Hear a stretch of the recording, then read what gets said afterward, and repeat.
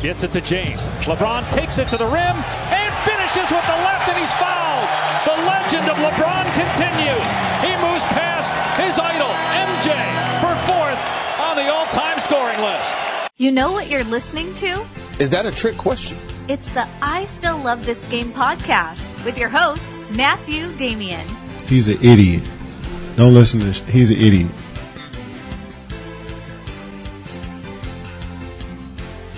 Good morning, and welcome to episode 116 of the I Still Love This Game podcast.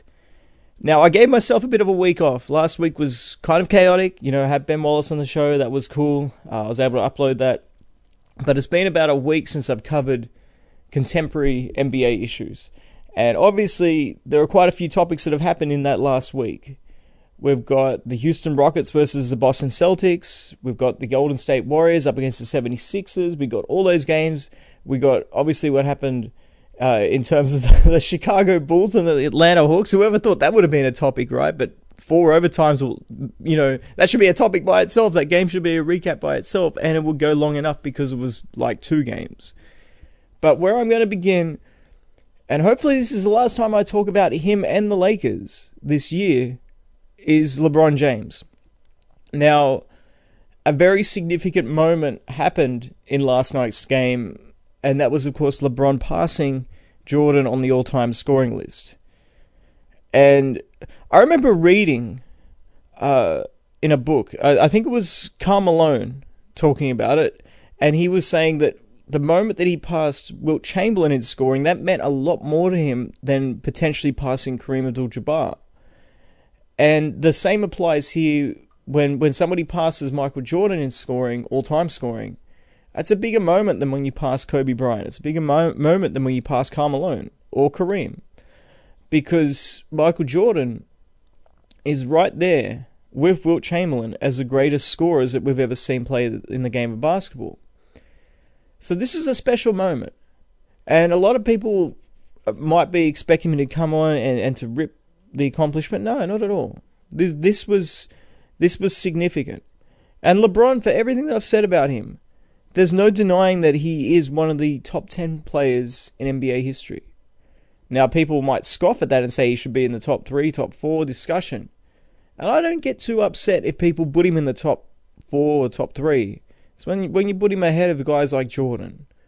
Or it's when my reaction is almost disgusted when they are disgusted if I say Larry Bird has an excellent argument, excellent case for him being ahead of him. Same with Magic, same with Kareem, same with a lot of players. So if we're being honest, that's really where all the tension arises. It's not me, quote-unquote, hating LeBron James. It's me being critical of LeBron when it's warranted. But that being said, I will praise him and I'll give him all the kudos in the world when, once again, it's warranted. And last night was warranted. It was one of those moments. It was very significant. But in the scheme of things, what was also significant was, unfortunately, the outcome of the game. And they lost to Denver. Denver's playing very good. But we can now really officially rule them out of the playoffs. Because I didn't watch the rest of the game. I'll be completely honest with you. Once he's surpassed Jordan in scoring, I turned it off because you didn't have to be a genius to figure out that this was going to end up in a blowout, and that's exactly what happened. But the Lakers are now 14.5 games back of the number 1 seed, and they are now 6.5 games back of the Clippers and the Spurs. To put that into perspective, they are closer to being the 15th seed, the 14th seed, because Memphis is only 4.5 games back of the Lakers themselves. So they are well and truly out of this race. They are closer to being the 14th seed in the conference than they are being the 8th seed in the conference. Minnesota is ahead of them on tiebreakers right now, as are the Sacramento Kings, so they are going backwards. They are only 1 game ahead of the Pelicans, which is very ironic. So it's safe to say we can now officially eliminate them from any type of playoff discussion. So that means, despite ESPN and Fox and all those other outlets, their best intentions to hijack probably the playoffs to talk about trade rumors and coaching changes and things like that to keep the Lakers in the national conversation, they should be instantly dismissed from the national conversation until the playoffs are over. And I will do my best, unless if something crazy happens, like LeBron retiring or something like that, I'll do my best to adhere to that standard. But for today's show, we will be talking a little bit about a few things.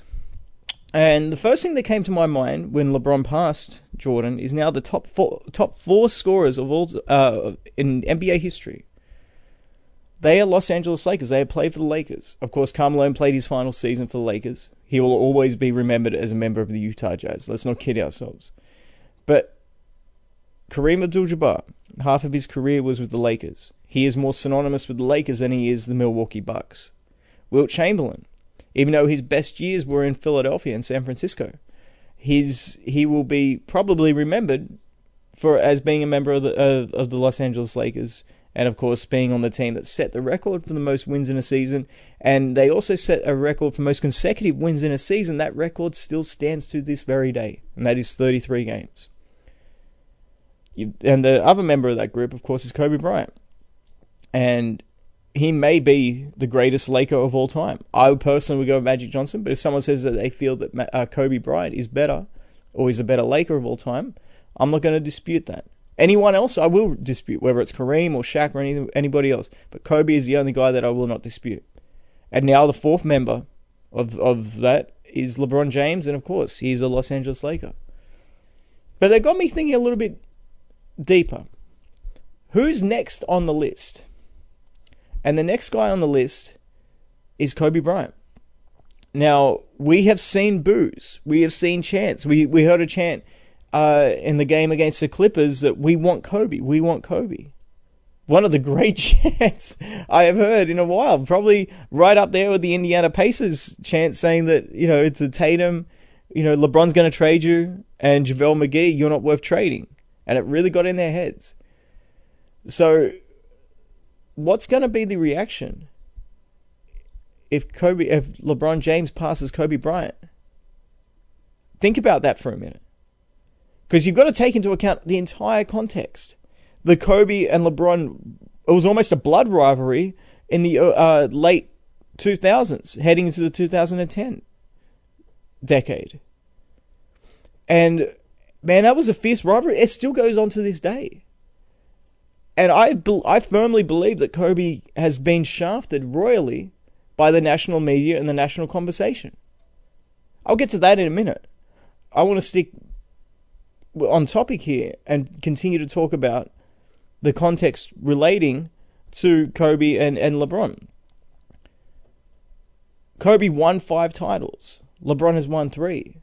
And the moment that LeBron decided to come to Los Angeles, the national media, Hollywood, Twitter, all these places instantly put him in the pantheon of great Laker players. He has not accomplished anything. Keep in mind, the Lakers only recognize championships. They don't even care about finals appearances. You go to the Staples Center, they don't hang banners for finals appearances. Them and the Boston Celtics are the only franchises who don't do that. All they care about is winning championships. LeBron James had to prove himself in the eyes of genuine diehard Laker fans. See, everyone looks at Los Angeles, right? Everyone looks at Los Angeles and they instantly think Hollywood. LeBron James has won over Hollywood. There's no question about that. He has won over the national media. No question about that. Kobe Bryant also won over Hollywood. He also won over the national media. However, he also won over the hard-working NBA fan, the blue-collar Los Angeles Lakers fans. They are the backbone of that franchise. When the Lakers are rolling, when they are hot, Staples Center is one of the loudest arenas in the NBA, and it's got nothing to do with the lower section. It is the top sections that are screaming their lungs out. They love that team. They will do anything for that franchise, including turning their back on Kobe when Kobe demanded a trade. Remember, Kobe was booed when Kobe demanded a trade to, I think it was in 2007. Just before they brought in Pau Gasol that season. So the start of the 2007-2008 season, very first introduction for Kobe Bryant, he was booed. Because in the off-season, he demanded a trade. He was sick of being eliminated. Keep in mind, after Shaq was traded, they missed the playoffs. the first time in 2005, then 2006 and 2007, back-to-back first-round losses. Kobe Bryant was not happy. He demanded a trade. Now, he will say that he demanded a trade because he wanted to force some management to kick them into gear to actually bring him in some help. The Laker fans did not care about that. They are loyal to the Lakers. The genuine Laker fans are loyal to the Lakers. And they've seen LeBron come in. What has he done for us? What he did in Cleveland, completely irrelevant. What he did in Miami, completely irrelevant. What he's done for Team USA, completely irrelevant. All they care about, if you are wearing the Lakers purple and gold, is for you to deliver a championship. Otherwise, you are not going to be mentioned with Jerry West. You're not going to be mentioned with Wilt Chamberlain or Kareem Abdul-Jabbar or Magic or Shaq or Kobe or James Worthy or none of those players. You will not be mentioned with those. People wanted to instantly insert LeBron into those great players, into that discussion of great Lakers. So there was already backlash there. Because to Laker fans, they felt like, hey, you haven't earned your stripes. And the stripes being a championship. Nothing else matters. They couldn't care less if he won an MVP there. They couldn't care less if he gets them to the playoffs, which is not going to happen this year. Or if he gets them to the conference finals. I don't care about that. They really don't care about that. All they care about is winning championships. If you don't win a championship, what good are you to them? That's the expectations. That's the gold standard. That's why it's a great honor to wear the purple and gold. That's why they are up there with the Boston Celtics as the greatest franchises in the basketball world. So a lot of fans, they view this as a colossal disappointment for them missing the playoffs this year. And who do you think they're going to blame? They're not going to care what Stephen A. Smith or whoever talks about them and tries to justify it, or tries to say that, hey, LeBron James did his part. They were the 4th seed in the conference before he got injured. Well, okay, they were the 4th seed. Keep in mind the logjam that was the Western Conference at that point. If memory serves me correct, because I did a podcast about this, I said the Lakers and LeBron need to be very careful because they're only a few games out of being away from being the 9th seed. If they muck around with this, and if LeBron is out for too long, they could easily fall. And what happened?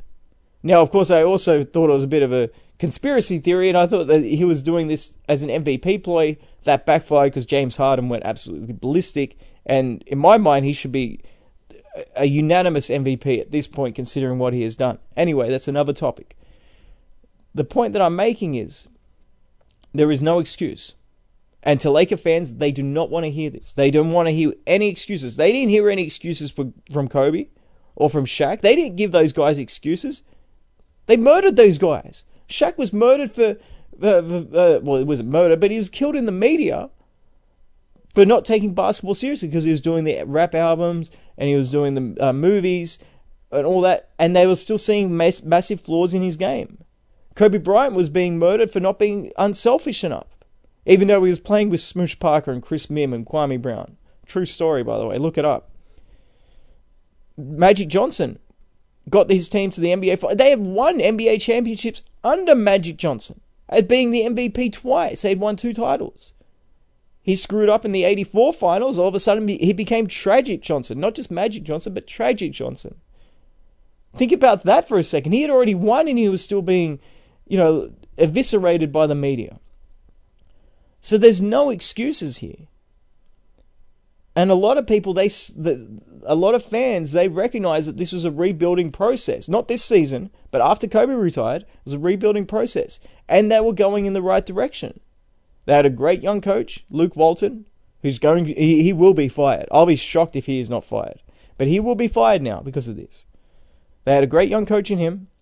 They had Brandon Ingram, who was shown his talent. People said he was a bust and all this stuff. What a load of crap. He was not a bust.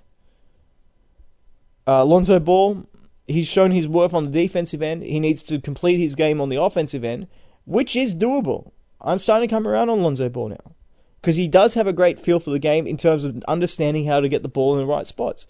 All he needs is a jump shot. If he gets a jump shot consistently behind him, he will be an all-star. And it pains me to say that. But I'm just being 100% honest with you. The other guy, Kuzma, great young talent, came out of nowhere.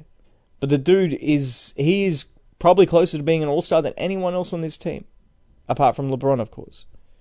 So they had a great nucleus moving forward when you combine that with their coach. What do? They let Julius Randle go. They brought in some veterans. Yeah, JaVale McGee has played very well for them, as has Tyson Chandler in limited minutes. But they have not lived up to expectations for this season. And I'm not the first one to say that, obviously. That is a fact. You know, there are very, very few people, I don't know anybody actually, who predicted them openly to miss the playoffs. And Laker fans are not going to care about what the national media or even what the local media has to say about this, because they probably feel, and rightly so, that a lot of those guys working in the media are LeBron plants.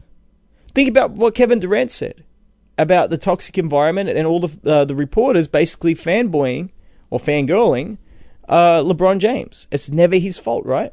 Laker fans are smarter than that. And that's why we're starting to see the backlash. They realize that the majority of the blame should go to LeBron James for this. It's just that simple. Number 2 in line is probably Magic Johnson. But number 1 is LeBron James. And the Laker fans will not tolerate that. Especially when now their team is underachieving. Before, the last couple of seasons, you could say they were overachieving with the talent they had. This season, absolutely not. You can say that this is a massive underachievement. They're missing the playoffs. So let me ask you this. What happens next season? First of all, how are they going to bring in any marquee players? Because you can say, okay, they got the Lakers as a market, right? Oh, you got Los Angeles as a market, excuse me. So do the Clippers, and the Clippers are on track to make the playoffs remarkably. And they're going to have cap room as well. If you're Kevin Durant or if you're Kawhi Leonard, why would you even entertain the Lakers when the Clippers are the much more attractive option in every way possible, every way conceivable?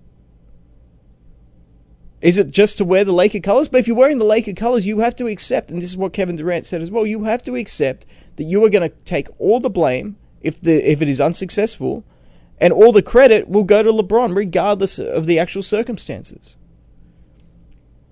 I could see I could see Kyrie Irving going there. I really could. In fact, I would say that's the front runner. But he's not going to solve this. And if that happens, then my goodness, what's going to happen with Lonzo Ball in that situation? Are you going to have to trade him then? This is just an absolute mess. It really is. So unless if you're going to bring in more and more talent for this team, it's going to end up in the same thing. Because if we are agreeing that LeBron is no longer in his prime and he's starting to decline, what's he going to be like next year? If you're a superstar player, if you're a top 5 max contract guy heading into this offseason, why would you even consider them over, say, a team like the Clippers? Then you have other options as well out there that are much more appealing. There is no reason that you would actually entertain this as a serious offer. So what are you stuck with? Are you stuck with players essentially retreads like Tyson Chandler? I mean, they're not going to get Anthony Davis. The Pelicans will not trade for him. Unless if you can figure out a three-team deal, but I'm pretty sure the Pelicans, just out of pure principle, will not trade him to the Lakers. So let's just assume that next season they miss the playoffs again, because the West is getting better. This was actually a down year for the Western Conference in terms of how brutal it is. So if they miss the playoffs again, if their team is in shambles again, I haven't talked about who they're going to replace Luke Walton with as a coach, because you better get somebody better than him. And I don't know how many players, I can't count how many coaches on both hands in the world, including college, are better for the Lakers than what Luke Walton is. But he will be gone because somebody has to take the brunt for it. It's not going to be Magic, and it's not going to be LeBron. Those guys will still be around, so it's got to be Walton. So who are you going to replace him with? I don't know what the option, where you would actually go. Now you're getting ridiculous reports or whatever saying that Coach K from Duke University might come. That's not going to happen. And even if it does happen, there's no guarantee. We've seen, how many times have we seen great coaches in the collegiate ranks not transform anything, not do anything in the pros? How do you think LeBron is going to respond to somebody, a micromanaging coach like Coach K? That's not going to work. It really won't. So you're going to have a low lottery pick, excuse me. I'm not even sure if they have their lottery pick. Maybe that's gone in a trade. I don't know. To be honest with you, I really don't know. Regardless, even if they do have their pick, it's not going to be that valuable. You're going to have LeBron continuing to decline. You're going to have multiple free agents not interested. The only one that might be interested is not actually a free agent, but he's not playing either, and that's Anthony Davis. You might bring Kyrie Irving. I nearly did that again. Nearly called him Kawhi Leonard. All the other players that were once interested in playing for the Lakers are no longer interested. So this all leads us to, if LeBron James is to pass Kobe Bryant next year, what kind of reaction can we expect? You better hope if you're a LeBron fan, or if you're LeBron himself, that it comes on the road. Because if it comes in LA, expect boos when you're talking about that situation developing. Which would be very unfortunate, by the way. Because as I said, this is a great accomplishment, passing Jordan. And passing Kobe is not quite the same, doesn't quite have the same prestige to it, but it's still an incredible accomplishment. So if that happens, it will be unfortunate if he is booed in that situation. But it's a realistic one, especially when you take into account all the factors. And a lot of it, he has himself to blame for. He's the one that came in and thought that came in only for Hollywood. He wanted to appease Hollywood. And you might think, well, here's the hating coming up. Well, no, think about that whole pizza situation where he heavily implied that he was going to turn up to that pizza place and people from Los Angeles, they wanted to embrace him. There was the lines went multiple blocks back just to get a glimpse of this guy. And then he tweets out that he's in his pool. Are you kidding me? Like, what a kick in the balls that is if you're a Lakers fan. This team has, these fan base, believe me, they love the Lakers. They want it to be successful. But it's not like Cleveland, where Cleveland just rolled over for him when he came back after he broke their hearts the first time. This is 100% a different situation. It's a different sports town. There are different expectations. The people of Cleveland will always be grateful for that one championship that he helped. He didn't deliver it himself, that he helped bring in. So all the backlash that you're seeing, it's somewhat justified. A lot of it's justified. And I haven't even talked about, how polarizing he has become off the court. And that's another topic for another day. I'm not going to bring that up in today's show. But speaking of polarizing, I've been receiving a lot of emails to watch Adam Silver's conference with Bill Simmons. And I'll be 100% honest with you guys. I haven't watched the whole thing. I've seen selected clips of it. But the clip, the gist of it, and please correct me if I'm wrong with this, but the gist that I got from it is he is very well spoken. I'll give you that. But he's also full of it. He will not stop trying to appease to the players. I don't know why. Because there is a significant divide between the players and the fans right now. And we saw this really reach a boiling point when players were openly sitting out and essentially taunting fans who have spent money, and I'm talking significant amounts of money, because these were marquee games. Think about if you're coming over internationally or if you're traveling domestically for a holiday, and you structure your trip and your schedule around when those teams are playing. So if it's Golden State versus San Antonio, or if it's the Cavaliers playing the Clippers, things like that. And then the players just aren't showing up to play. Adam Silver has gone 100% towards the players, which is very disappointing. And I'll tell you why it's disappointing, because without the fans, the league dies. Without the fans, there's no atmosphere. The game of basketball is a beautiful game. It's very intelligent. You need to be athletic. You need to be skilled. You need to play hard. If you don't have all those qualities, you're going to struggle out there on the court. It's a very, very pure form of competition. And Adam Silver, by going so far towards the players' side of everything and trying to justify the players at every turn, he has turned the league into something that's almost unwatchable. Fans can no longer relate to the players. And this is another example of it, because he was getting up and saying how depressed players are because of their obligations. So tell me, what are their obligations? They have to play basketball, maybe in a city they don't like. All right. I get that that's probably not ideal, but at the end of the day, you're still playing a sport, and you're getting paid very, very handsomely for it. What are some of their other obligations? You have to respond to fans, because that's an unwritten one, by the way, because you see a lot of players, they don't respond to fans. They couldn't care less about fans. They think that they're better than them. A lot of players have the mindset that, hey, you pay to watch me play, you don't pay to interact with me. And to some extent, to a certain extent, they're right. But in terms of promoting the game and making sure the game is healthy, then they're completely wrong in that regard. Because you look at, say, players in minor leagues in any sport, and they realize how grateful they are. Very grateful for the opportunities they've been given. So you then take into account what are some of the other obligations that will lead these players to be depressed. Oh, okay, they might be traded. Okay, we're reminded consistently that it is a business. Okay, so if it's a business, then the businesses, the franchise ownership, will trade players if it's in their best interests. It's just that simple. It may be ruthless, but okay, it's just that simple.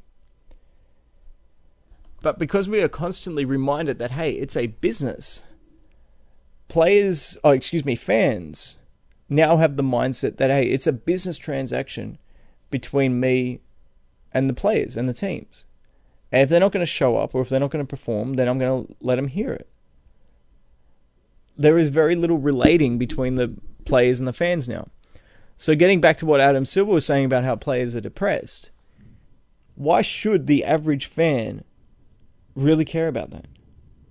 Does the average NBA player take into account what the fans going through? Do they care that, hey, a lot of these fans, they aren't earning a whole lot of money. They may have to work 2 jobs, sometimes 3 jobs, depending on the family circumstances. And they may have to pay a lot of money in terms of traveling or whatever. Jerseys are expensive, things of that nature to support them. And then these guys don't even show up for games because of load management. So you can't have it both ways. Of course, the fan's going to then turn on them given that circumstance. Why would you stay loyal when there's no loyalty the other way? It's just a business, right? Well, guess what? If it's just a business, then adhere to your contract. You can't have it both ways. And that's why a lot of fans are turned off the NBA, because the players want it all their way, and they want to complain when it's not their way, or be quote-unquote depressed and sulk because of it. Look, there's very little sympathy from me when it comes to the players. There's very little sympathy because they're getting paid such huge amounts of money that, and I'm not using that against them, but if they hate the game so much, walk away from it. Give someone else a shot that will actually appreciate it. Nobody's forcing them to play and to deal with all this stuff. And if you can't deal with it, then get the hell out. It's just that simple. So this whole thing that Adam Silver is going on about how depressed the players are because, that they feel isolated, or they go on social media too much, or like, what? Come on, man. Nobody's forcing you to do that. Nobody's forcing you to do that. So I think all that did was highlight exactly how big of a divide the rift is between players and fans, and somebody needs to sit the players down and say, hey, you are actually ruining this league. Because once again, I don't mean to harp on this. Once again, look at the attendance. Look at the TV ratings. Fans are turning away from this. Adam Silver, you may be beloved because you kiss the player's ass at every opportunity, but you're not doing a good job. If people really care about other people, they will give them the harsh truth when they need to. They're not just going to sit around and give them the easy answers. The easy answers are so often a cop-out. If you truly respect someone, if you truly have their best interests at heart, you know what you'll do? You will give them the harsh answers sometimes, as difficult as that is, and say, no, you've got to do a better job at this. Instead of caving into every single demand that they have. And the fact that he will not do that makes him a pretty crappy commissioner, in my opinion. Because he is ruining this great league. This league that sets so much up for every other league internationally. You think about Magic and Larry and Jordan and Kobe, and you think about the impact that Bill Russell had and what Wilt Chamberlain did for the game of basketball. Think about what Kareem did. All those greats. And what they went through to build it up to the high standards and the respect that it had, not just internationally, but domestically. Now look at it. You got playoff teams battling and fans won't even show up. Arenas are at 40%. I don't care what the numbers say. You go to those games, you even watch them on TV, you'll see empty arenas. I don't know how they come up with those attendance numbers. They must have a place where they just scan tickets that are unused. Because they are not what they say they are. And I can speak from personal experience. And a lot of arenas that I've gone to. Regardless, the point that I was making in terms of what Adam Silver was talking about is don't be blown away by cute political lawyer talk, and emotional language, emotional speech. Don't get suckered into that, because a lot of people are applauding what he was saying. So, this guy was honest, we should clap him. No, he wasn't honest. That's the thing. Like he was just adhering. He has no backbone.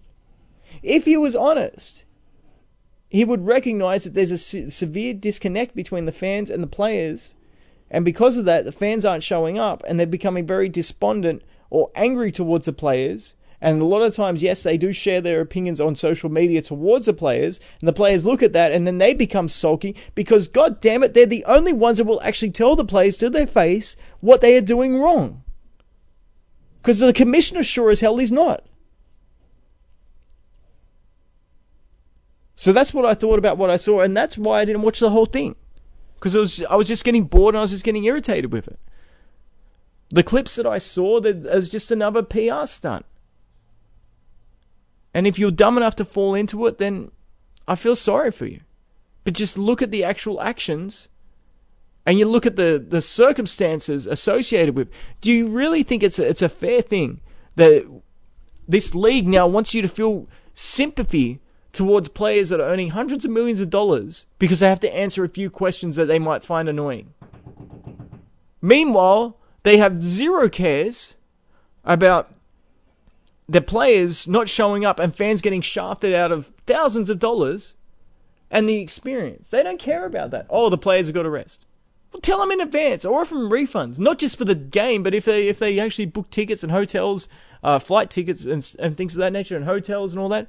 Offer them refunds. See how quickly that would change then if they were held accountable for that. I guarantee you it would change very, very quickly if their money was on the line. Anyway, Chicago versus the Atlanta Hawks. My goodness, where did this come from? I wanted to talk about something positive, so this is the positive part of it. This was a fun game, and it's interesting because the last episode I did before the Bennett Wallace one, I was talking about maybe they should actually shut down a lot of these games because no one cares. I'm glad they didn't, because this was, as I said, this is a real fun game. And Trae Young, I am very impressed. He was traded for Doncic, and everybody was saying, well, that was like the equivalent of, the Milwaukee Bucks trading Dirk Nowitzki on draft night. Well, let's hold it up a little bit. And Robert Traylor, tractor trailer, rest in peace to him. I liked him as a player.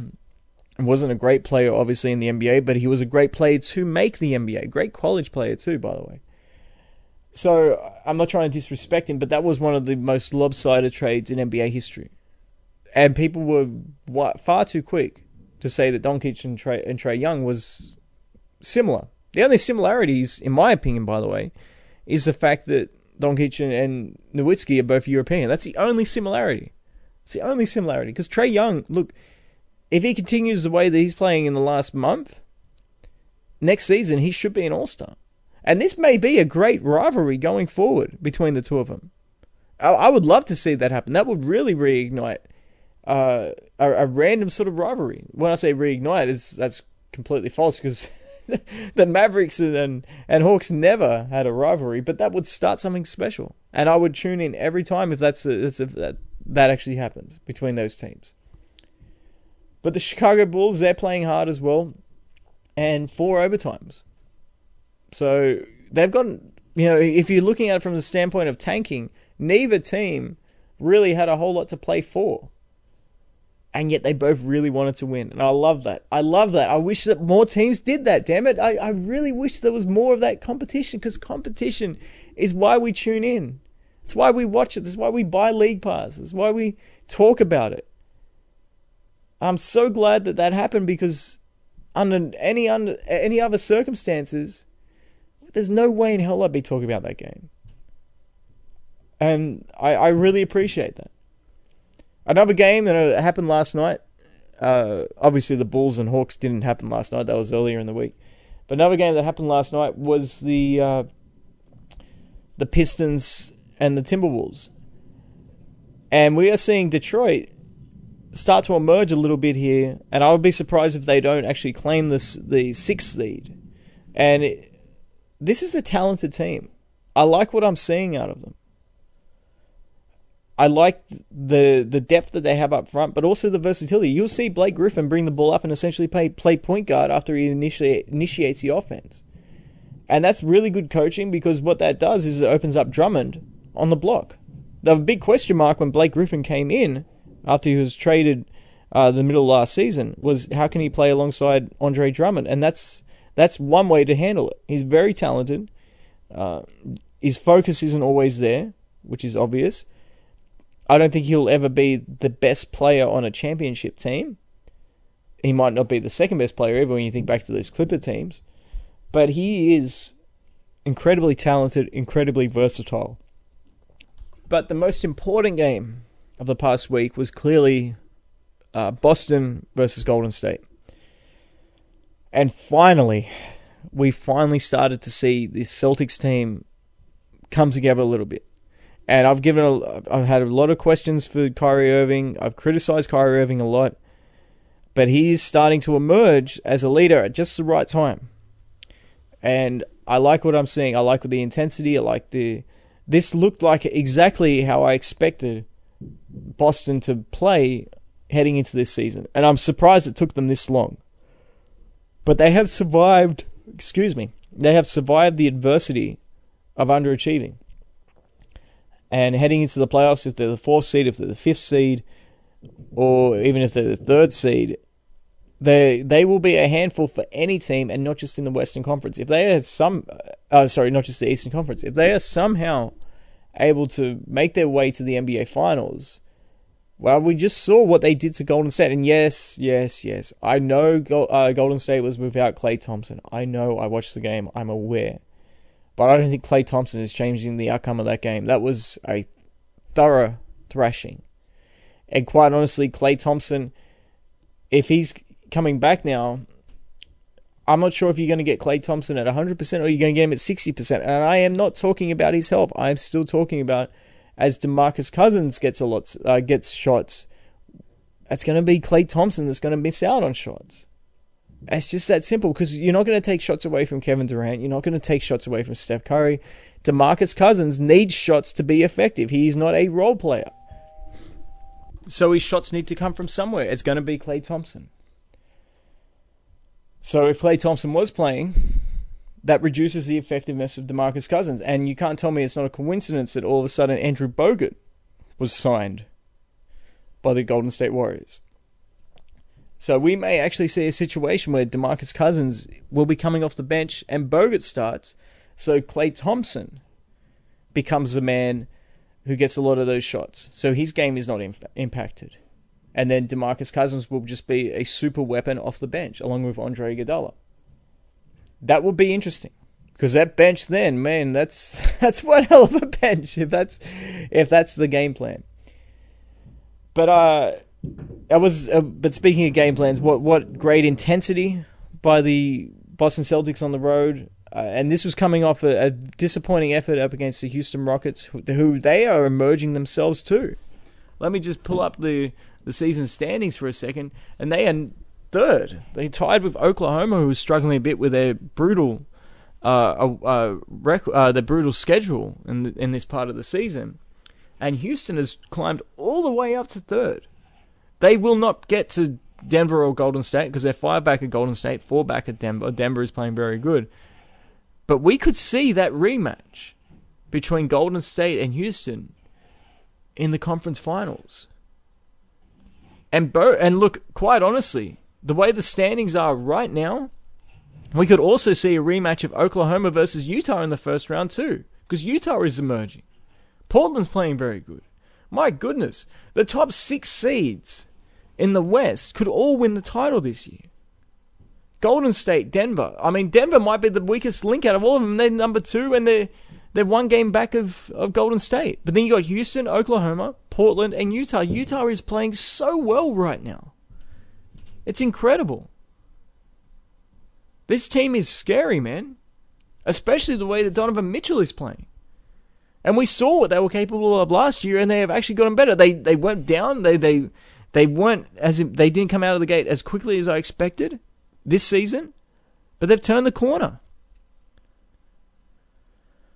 So even with LeBron and the Lakers missing the playoffs, there is plenty to be excited about, especially in the Western Conference. And the Eastern Conference, that's stacked as well. The top 4, top 5 teams in the East, you know, it's hard to put the Pacers up there with those teams. So really the top 4 teams, well, without Oladipo. If Oladipo is a different story. But you got Milwaukee, Toronto. We're going to scratch the Pacers, and we're going to say Philly and Boston as their top 4. So you've still got, as I mentioned, 6 teams in the West. You got 4 in the East. These all 10 of those teams could win the title. That's exciting to me. It might not be exciting to sponsors and advertisers because they've put so much money into LeBron and all that. But as a genuine fan of the game, I'm very excited. And I'm also tired. I've spoken for 45 minutes, pretty much straight until the doorbell rang. Hope you guys enjoyed the episode. Next week, we will have Brian Grant on the show. We've already recorded that, so we'll be releasing that episode. If you guys remember Brian Grant, the dude with dreads. Very, very good player. From Ohio, too, by the way. Southern Ohio. But very nice guy. I enjoyed the conversation with him, and I'm looking forward to releasing that. Also, coming up in the next couple of weeks will be another watch-along. It will be Game 6 of the 98 Finals. You may remember this game. Michael Jordan's last game as a Chicago Bull. So that's exciting as well. So thanks again for checking out the show. Thanks for submitting questions, especially for the Ben Wallace interview. That was your questions were very well received. You did flood my mailbox, but thank you for that. And in addition to that, thank you for sending questions and topics throughout the entire, life of this show. Really, 115 episodes. Wow, 116 episodes now. So thank you for that. Thank you for your continued support. Please rate the show on iTunes or wherever you listen to it. Please subscribe if you haven't, if you're new. And send through questions, send through topics, send through players that you want me to talk about. Whatever it is, my ears are always open. So you may have a good topic or you may have a bad one. We'll see. But thank you so much and take care, guys.